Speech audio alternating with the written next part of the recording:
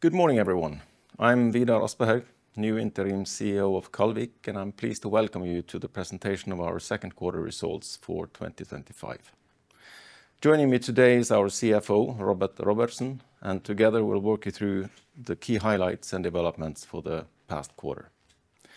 After the presentation, we'll open the floor for questions, and as before, you're welcome to submit them by email to robert@kaldvik.is. But first, a short introduction of myself.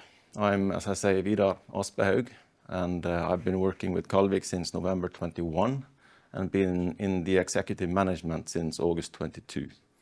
I'm a fish health biologist with a PhD in virology, specialized in handling the ISA virus. I co-founded Pathogen, the major diagnostic laboratory for the aquaculture industry, in 2005, and was the CEO there for 8 years until I moved into a position as business development officer, focusing then on fish health challenges in Norway, Chile, and Scotland. And I worked with Pathogen until we sold the company in 2021. In Kaldvík, I have had the responsibility for fish health and quality, and my focus has been on several improvement projects throughout the value chain, starting in our land facilities, as well as working closely with every department on improvements, including sea and harvest. So, to the presentation, you know this disclaimer, so let's go to the agenda. We'll begin with some highlights from the last quarter, covering operational performance, financial results, and strategic updates. Then we'll look ahead with a brief outlook and summary before wrapping up with a Q&A session. And if you have questions, please send them to robert@kaldvik.is.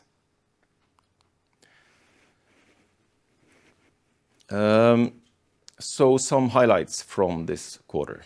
In the second quarter, we harvested 1,235 tons, with a group operational EBIT of minus 4.3 million euros. An important reason is naturally high cost due to the low utilization of our company capacity, a particularly challenging 2023 generation that I will comment on further a bit later, and the challenging market situation. Concluding Q2, we've harvested a total of 7,618 tons so far this year. And looking ahead in 2025, we'll be lowering our full-year harvest guidance from 21,500 tons to 18,000 tons. And I'll give more details on this later in the presentation. We expect to harvest around 2,300 tons in Q3, and we remain on track to meet our 2025 target of releasing 7.5 million smolt to support our future growth. Also, the smolt transfer has been going very well, with the best survival we've had so far in Kaldvík, reflecting the improved robustness of the smolt resulting from our strategic investments in our land sites the last few years. Also, smolt output will be finalized now in Q3, reducing risk further. Strategically, the refinancing process was completed in Q2, and we're expecting the new licenses in Seyðisfjörður to finally be granted this year. Robert will come back to this and the financial updates later.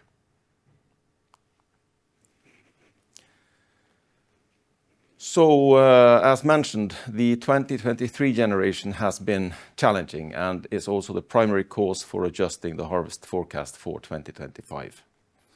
It has also resulted in a low superior share this quarter. This is the last generation that did not benefit from the new winter wound vaccine or from the improvements that we've done in the land sites the last 3 years. So starting up with a suboptimal smolt quality on top of the unusually low sea temperatures at the end of 2024, this fish was struggling from the start and was hit more than usual by algae during the summer, resulting in higher mortality, reduced growth, and downgrading compared to the production plan. Consequently, the harvesting in Q2 25 largely involves early harvest of smaller fish than anticipated. and we're now planning to finalize the harvest of the 23 generation this year.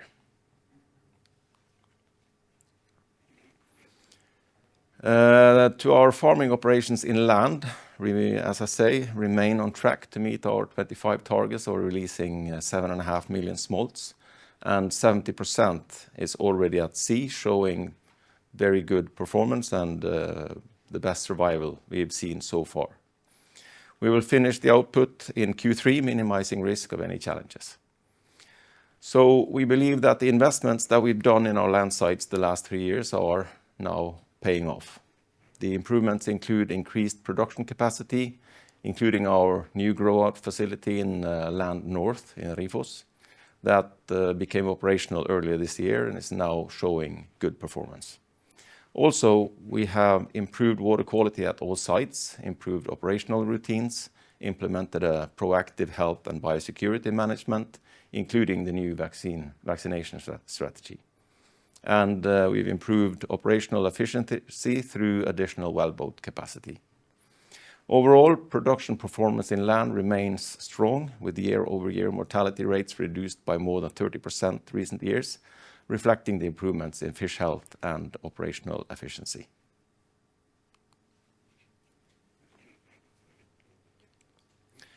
So looking at the graph on the left-hand side demonstrates the challenging marketing situation during this quarter, which stems mainly from significant production increase both in Norway and Chile. The global supply growth is projected to reach 8.5% this year and 1% in 2026. In Q2, we harvested 1,225 tons, and as mentioned earlier, the superior rate was low, mainly caused by the poor-performing 23 generation. Despite the low superior share of 40%, 25% of our sales were secured through fixed price contracts, helping on the overall price achievement. Our newly formed sales and trading organization has been actively focusing on developing new markets and are currently in China marketing our premium salmon there. So with the limited volumes harvested this quarter, we have naturally had high cost, unit cost per kilo harvest. But we have used the opportunity to make upgrades at the harvest station, and I've also started planning for further upgrades and expansion to support a growing biomass. So that concludes the operational update. Now I'll pass the word to Robert, who will walk you through the financial performance.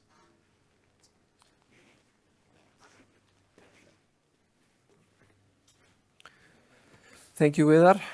Good morning, everyone. I've prepared a few slides to walk you through the financial update for the second quarter. First off, you have the highlights from the quarter, which was marked by limited harvest volume, suboptimal utilization of our harvesting capacity, and difficult market situation.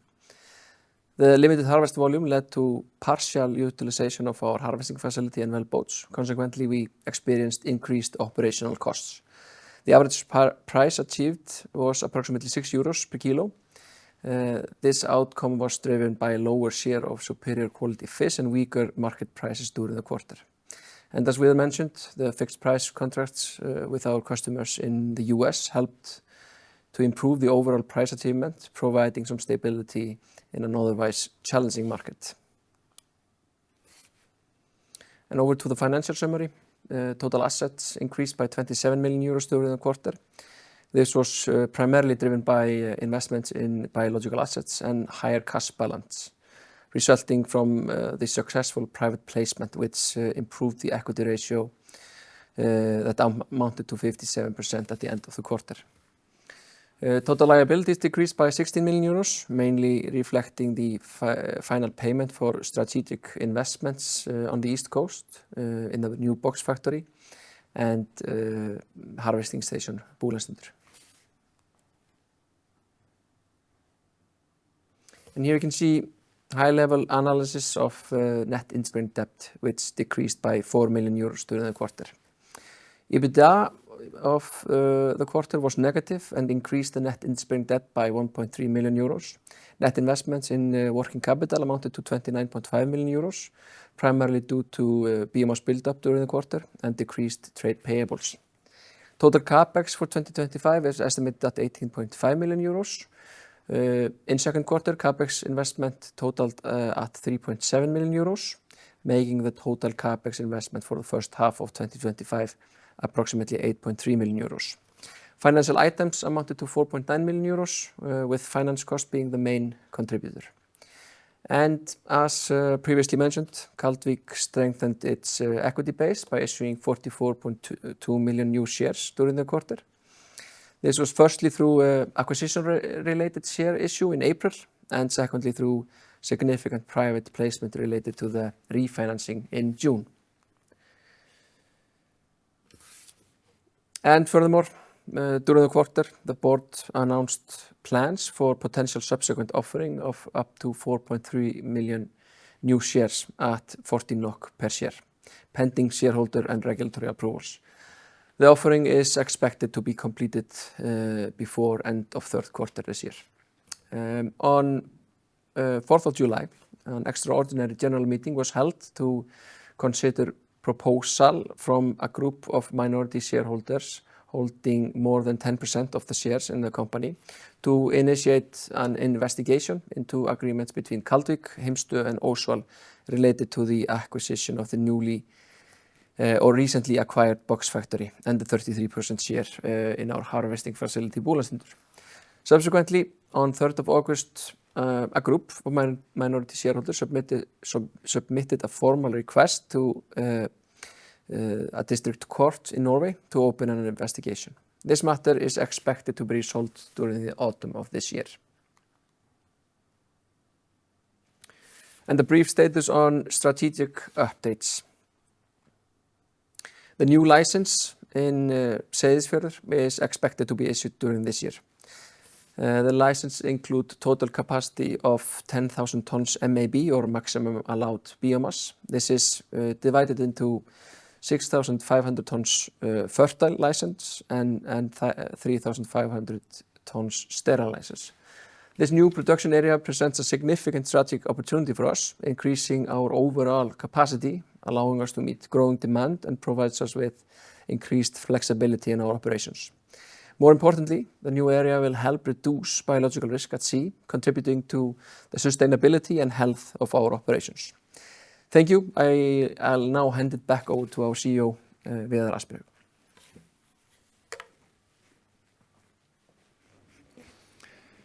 Thank you, Robert. So, a bit about what to expect going forward. For Q3 2025, we expect to harvest approximately 2,300 tons, continuing with the fall 23 generation and the spring 24 generation.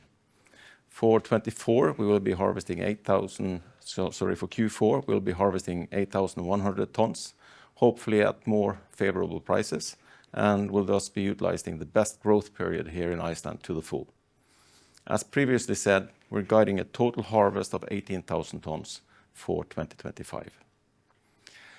We are on track with our goal to release 7.5 million smolt for the year, of which about 70% is already at sea, showing very promising performance, and we will finalize the transfer by the end of Q3. Thus, with the reduced mortality rate that we are seeing at transfer, we expect that our investments will continue to pay off now that we can start off with a smolt of improved robustness supporting our future production and long-term growth. It's also worth noting that we are presently seeing beneficial sea temperatures improving wound healing and growth, which is also a positive sign for biological conditions going forward. And talking about future potential. During my time with Kaldvík, I have been part of ups and downs, but I also see the great potential that lies in Kaldvík. Kaldvík is uniquely positioned as the only salmon farmer on the east of Iceland, giving significant biosecurity advantages with a license volume of 44,000 tons, soon 54,000 tons. Even though we still have a way to go, we do not face the same challenges that the other salmon-producing countries are facing. For example, we have no problems with sea lice, no PD, no AGD.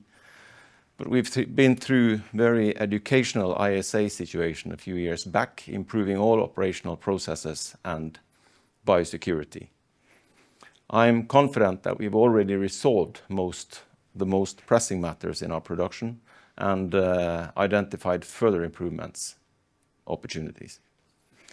Now that we're about to reach some of our key strategic goals, including 7.5 million smolt, record low output mortality, and the most robust smolt that we have ever had, I believe that we will keep seeing significant improvements in performance going forward. So I feel confident that salmon farming in the East Fjords of Iceland will succeed, and I feel confident stepping into the CEO role of the most exciting salmon company in the fastest growing salmon region in the world. But apart from a good performing fish, volume is key to fully utilize our production capacity and to reach economy of scale. So in recent years, our strategy has been focused on investments in our land sites to support our rapid building of biomass, and we are now one united salmon producer in the East after the consolidation a few years ago, laying the foundation for further scaling and growth. Today, we see significant potential triggered by reaching milestone 1. We have enough robust smolt to support our planned growth, and we are fully invested to reach a 30,000 tons run rate going forward. The Kaldvík team will continue to improve the smolt quality, and we're aiming at producing a larger smolt, which will shorten the production time in sea and reduce biological risk, though achieving a consistent 2-year cycle will require additional capital investment. Starting in 2027, we're planning to start utilizing our sterile licenses, which is expected to yield an annual production of 3,000 to 4,000 tons. We're also progressing toward a 10,000 ton license in Seyðisfjörður that we hope will be finalized this year. In parallel, we're working on optimizing our production areas to maximize the use of our maximum allowed biomass. And altogether, these efforts point to a total production potential of up to 45,000 tons. So looking ahead, we see strong global demand for premium salmon, with particularly promising opportunities in the US and Asian markets. Planned harvest for 25 is 18,000 tons, with planned harvest for the next 2 quarters of 2,300 tons and 8,100 tons respectively. Our future growth is supported by our planned smolt output of 7.5 million in 2025, which is on track. We are currently going through a leadership change, but I feel confident to hit the ground running with my knowledge about the company and the Icelandic industry from my time with Kaldvík, and to keep the momentum and ensure a smooth transition period. Strategically, we're expecting approval of the 10,000 ton license in Seyðisfjörður this year. In addition, the refinancing process was finalized in Q2 with a loan facility of 230 million euros and an equity increase of 45 million euros.